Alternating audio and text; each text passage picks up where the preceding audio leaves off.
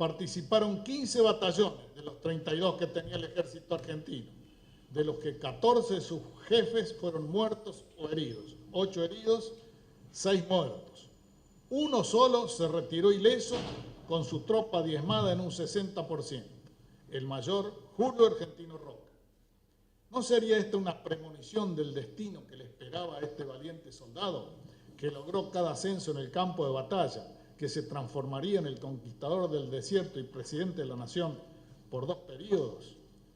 El mayor Roca se retira al paso montado en su caballo detrás de todos sus hombres que iban a pie, llevando en su mano la bandera del batallón, que la sacó de las manos del abanderado que la tenía clavada en el barro, afirmada sobre su asta, su cuerpo, que cuando Roca toma la bandera, cae el abanderado muerto, que ya estaba muerto.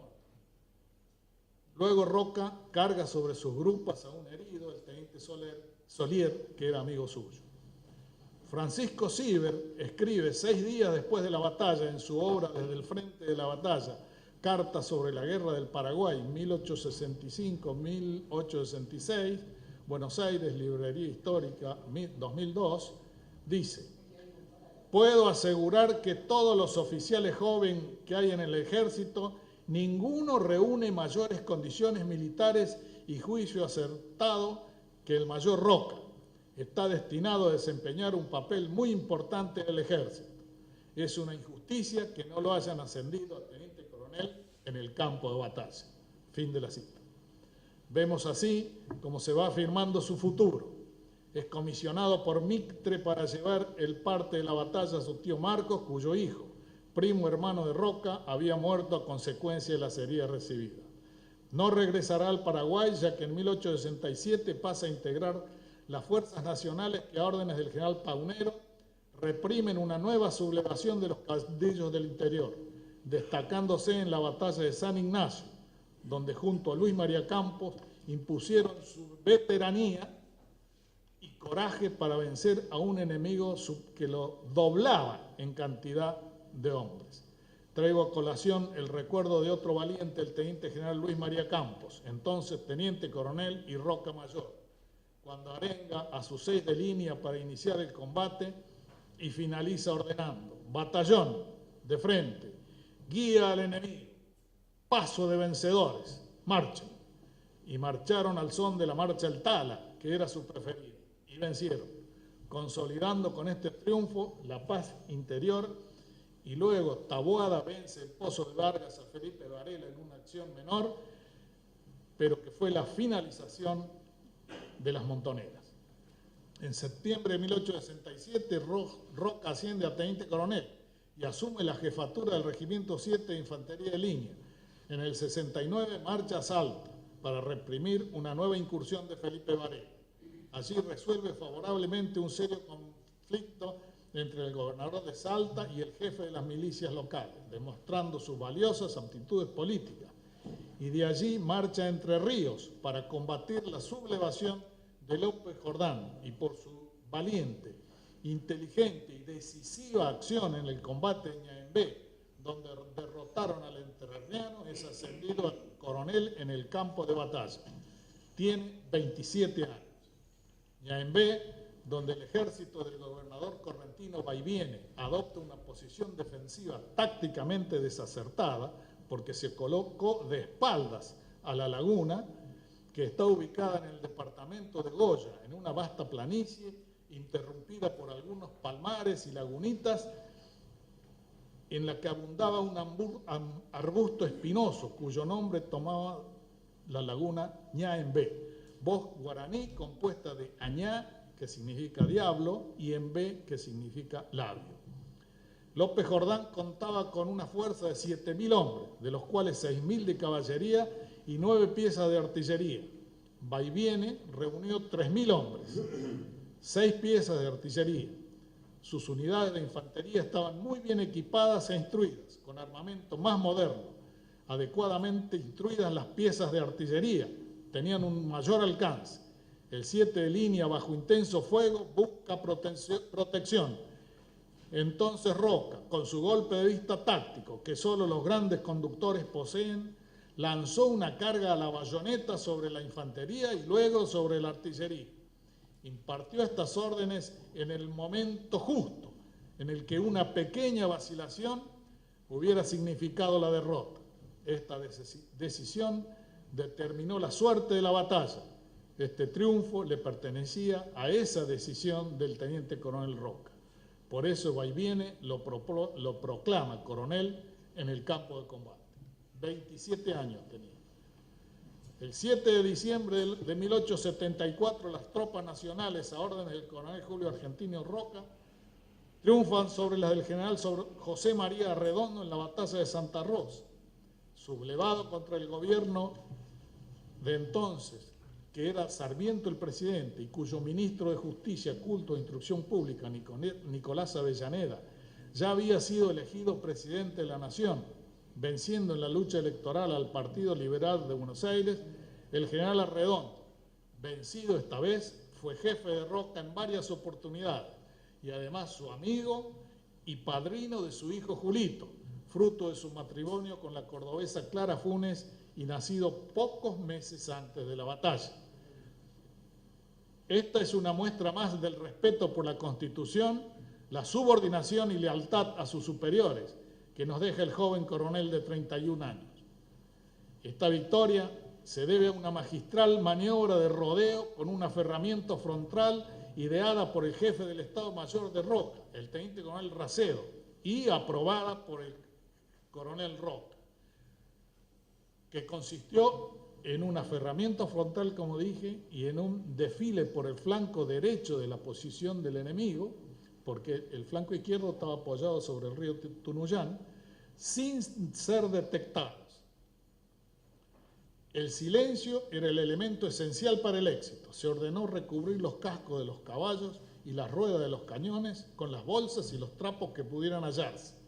Al amanecer del 7 de diciembre se inicia el ataque con total sorpresa y la retaguardia, la resistencia fue escasa, dado que el cambio de dispositivo hacia retaguardia era un serio inconveniente. La acción concluyó con una completa victoria del coronel Roca y la revolución quedó definitivamente derrotada. Roca exaltó la bravura de sus subordinados y destacó particularmente al teniente coronel Racedo. El presidente Avellaneda, mediante un emotivo telegrama, ascendió al coronel Roca a general y al teniente coronel Racedo a coronel. Ambos tenían 31 años. En memoria del que luego fue teniente general Racedo, lleva su nombre el histórico Regimiento de Infantería de Montaña 10, que es la unidad de infantería de montaña más importante de nuestro ejército, con asiento en el formidable cuartel de Cobunco en la provincia de Neuquén. En julio de 1875 lo nombran comandante general de la frontera de San Luis y Mendoza, pero mantiene su asiento en Río Cuarto, donde diseña su estrategia contra el indio, la que se opone a la del ministro de Guerra Adolfo Alsina, quien sostenía la conveniencia de la ocupación gradual de los territorios y la construcción de la discutida zanja.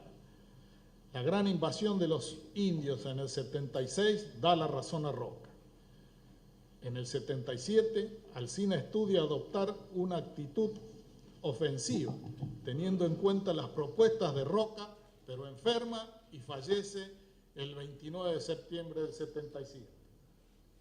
El 4 de enero del 78, Avellaneda designa a otro tucumano como ministro de Guerra y Marina, el general Roca, exigiéndole continuar con el plan de Alsina. Luego de superar algunos meses enfermo, Roca asume sus funciones y convence al presidente de la necesidad de adoptar una estrategia ofensiva y abandonar el gradualismo. Con el aporte del Poder Ejecutivo, presenta al Congreso el proyecto de ley para recabar los fondos que le permitan avanzar directamente hacia la línea del Río Negro. El 25 de mayo del 79, bajo el mejor sol radiante en Choel, el Día Patrio concretaba la fase inicial de la campaña. Y resuelto el problema del indio durante los meses siguientes, se va formando su candidatura presidencial en un proceso con muchos inconvenientes. Me detengo un segundo acá para resaltar algunos aspectos para refutar esa campaña que pretende bastardear esta epopeya que fue la campaña del desierto, que se llevó a cabo cumpliendo 3 leyes democráticamente votadas y aprobadas en el Congreso Nacional. 1. La ley número 215, durante la presidencia del general Mitre, del 25 de agosto de 1867, que dispuso la traslación de las fronteras con los indios hasta las márgenes del Río Negro. 2. Durante la presidencia de Sarmiento, y por ley número 385, se autoriza la inversión de 2 millones de pesos provenientes de las rentas nacionales para dar cumplimiento a la ley 215. 3. La ley 947 del 28 de septiembre de 1878, que dispuso la emisión de títulos sobre las tierras a conquistar. Esta fábula, que a través de relatos que pretenden ser históricos sin ninguna fuente documental, pretenden tallar esta epopeya del ejército argentino, comandada por el general Roca, para recuperar terrenos que permitieron consolidar los límites de la nación, que fueron el 60% más de lo que había antes de iniciarse esta campaña, sumando la Patagonia y el Chaco, como si fuera un genocidio, lo que revela de parte de los que afirman esto una absoluta ignorancia o esconden intereses inconfesables como reivindicaciones territoriales o beneficios para los indios en distintas regiones de la América Latina, que hoy se conoce como problema indigenista. En nuestro país, desde el sur hasta el norte, en la cuña boscosa, con tribus tan distintas como los mapuches, los diaguitas o los abipones, los araucanos del sur provenían de Chile e ingresaban a principios del siglo XVIII a nuestro territorio con la intención de reivindicar esos territorios. El horror al malón era común en los pobladores de la zona y se aventuraban a vivir allí. Las tolderías tenían muchas cautivas, que eran mujeres blancas capturadas, a las que les hacían un tajo en la planta de ambos pies para evitar que se fugaran. La historia de los pequeños y grandes malones de los siglos XVIII y XIX finalizaron con la ocupación del desierto por el general Roca. Esta política de ocupación se inicia con los primeros gobiernos patrios. Rosas hizo una expedición exitosa con 3.800 muertos. En la campaña de Roca murieron 1.200 muertos. Pero de Rosas nadie se ocupa. Después de Casero, diferentes problemas como la guerra con el Paraguay y la situación interna le restaron continuidad y eficiencia a la lucha contra el indio. Recién con Avellaneda y su ministro Adolfo Alsina se retoma la lucha haciendo construir la famosa zanja y aparece el general Roca, como vimos. El general Roca, que descontaba su triunfo, incorporó a la campaña a periodistas, científicos, funcionarios, hombres de la iglesia, como así también un servicio de sanidad que trató a muchos indios, los vacunaron, trataron sus enfermedades y muchos fueron evacuados a los hospitales de Buenos Aires. ¿Se puede creer que todas esas personas, que en total sumaban alrededor de 5.000, sean cómplices silenciosos de un genocidio? ¿Lo hubiese permitido un humanista como el presidente Avellaneda? Porque claro, Roca era el ministro. Él no decidía per se. Él fue a cumplir lo que le ordenaba el presidente Avellaneda y las 3 leyes que se votaron en el Congreso. La verdad es que la llanura pampeana y la Patagonia quedaron libres de los malones y que los indígenas se les asignaron grandes extensiones de tierra. Todo esto está documentado en organismos oficiales, periódicos, la prensa particularmente, el diario de Monseñor Espinosa, los escritos de los doctores Adolfo Dering, Paulo Lorenz y naturalistas como Niederland y Schultz. En fin, cualquier persona que trate de informarse un poco va a terminar diciendo de qué genocidio me habla. El 12 de octubre del 79 renuncia al Ministerio de Guerra para dedicarse a la campaña de su candidatura a presidente. Es elegido presidente por el colegio electoral con el apoyo de casi todas las provincias, excepto Buenos Aires. En agosto del 80, al cumplirse 30 años de su fallecimiento, son repatriados los restos del general San Martín. Las facciones, todavía en desacuerdo, dejan de lado sus diferencias para rendir homenaje al Libertador. El 12 de octubre, a los 37 años de edad, asume la presidencia por primera vez. Fue el conductor y ejecutor de lo que era necesario, un avance de la civilización y del progreso, convencido que el dominio del territorio es el control directo, continuo y amplio sobre un territorio, sus recursos y su población.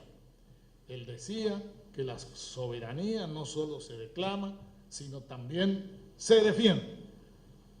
Por eso fortaleció el ejército, hizo innumerables obras en bien de una marina poderosa, lo cual disuadió a quien quisiera ocuparse de algún territorio argentino de hacerlo.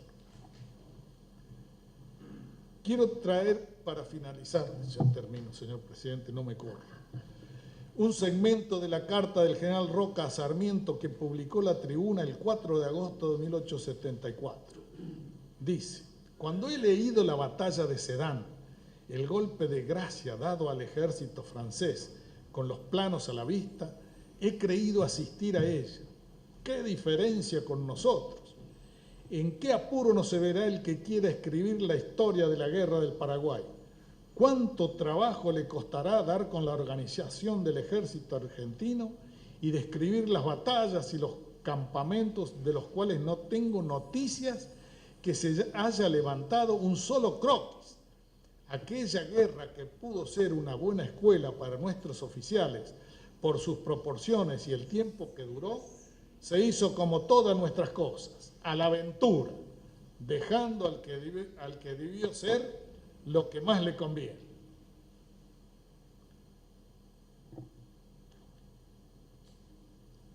No se vio en nuestros generales, ni en los brasileños, ni tampoco en el campo paraguayo, una chispa militar necesaria de una u otra parte. La estrategia ha consistido en amontonar gente. Primero al que se le agotaba, ésta tenía que sucumbir. Así fue. Los paraguayos se agotaron primero, nosotros triunfamos. Fin de la cita. Ese era nuestro general Roca, riguroso en el análisis, crítico para analizar esos errores, para que no se vuelvan a cometer y sirvan de enseñanza. Mitre hacía eso pocos años que había dejado de ser presidente, y muchos generales de esa guerra todavía estaban en actividad. Pero era tal su autoridad moral, intelectual y su capacidad de liderazgo que le permitían tomar ese tipo de actitud. Cito dos cosas entre las muchísimas que hizo por las Fuerzas Armadas. La ley del servicio militar obligatorio, que también defendió su ministro de guerra, el general Ritieri, en el Congreso, y en 1903, en septiembre de 1903, saca una resolución prohibiendo a los militares en actividad participar en política. Su trayectoria como militar dejó una estela de gloria ejemplar al servicio de la patria.